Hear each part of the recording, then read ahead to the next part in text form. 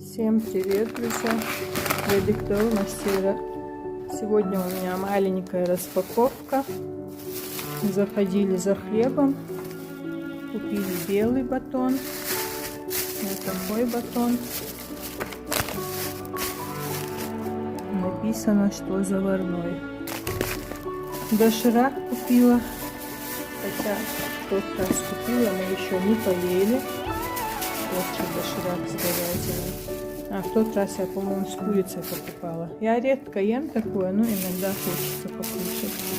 Вот такие две вкусные булочки, круассаны с шоколадом. Дорого, но вкусно.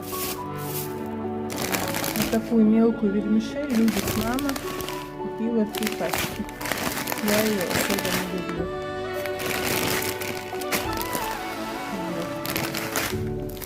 То, что я люблю, это всякие сладости, выпечка, коржики, булочки. Вот такие коржики взяла. Это булочки без начинки. Как-то они называются, типа турецкие. И вот такой кондиционер для белья. Магазин находится в микрорайоне Мусафир, бульвар Дудаева, 6А. Или 6Б, не помню. В общем, на первом этаже там магазин, а на втором стоматология. Это вся небольшая покупка вышла почти на 1500 рублей.